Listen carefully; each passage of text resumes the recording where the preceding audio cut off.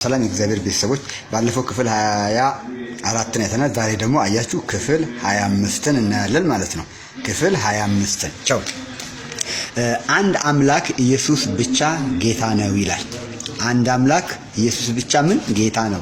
ኢሳይያስ 44 ቁጥር 24 ከማህፀን የሰራህ የሚቤዥ እግዚአብሔር እንዲህ ይላል፣ ሁሉን የፈጠረው ሰማያትን ለብቻዬ የዘረጋው ምድርንም ያጸናው እግዚአብሔር እኔ ነኝ።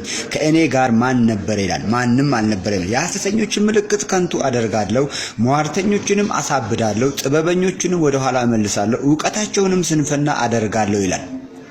ስለዚህ ከእግዚአብሔር ጋር ማንም እንደሌለ መጽሐፍ ቅዱስ እየተናገረ ነው። እግዚአብሔር ሰማይና ምድርን የፈጠረ እግዚአብሔር ነው። ብቻዬን ነኝ አለ። ከእኔ ጋር ማንም አልነበረም። ከእኔ ጋር አለ፣ ከአንተ ጋር ሌላ አብሮ የፈጠረ አለ የሚል ካለ አለ ዕውቀቱን ስንፍና አደርጋለሁ።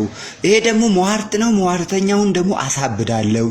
እኔ ብቻዬን ነኝ የፈጠርኩት፣ እኔ ብቻዬን ነኝ፣ ከእኔ ጋር ሌላ የለም። ዕውቀታቸውንም ስንፍና አደርጋለሁ ይላል። ጥበባቸውንም ወደ ኋላ እመልሳለሁ ይላል። ጥበብ አይደለም፣ ውድቀት ነው። ዕውቀት አይደለም፣ ስንፍና ነው። የእግዚአብሔር ሐሳብ አይደለም፣ ሟርተኝነት ነው። ስለዚህ ሟርተኛውን እግዚአብሔር እኔ አሳብዳለሁ አለ።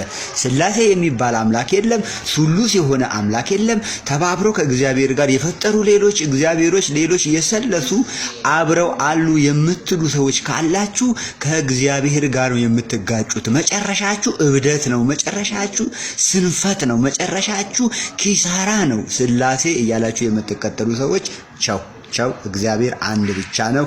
እግዚአብሔር ብቻውን ነው ሰማይን የፈጠረው፣ እርሱም ኢየሱስ ክርስቶስ ነው። ዮሐንስ 1:14 ተመልከቱ።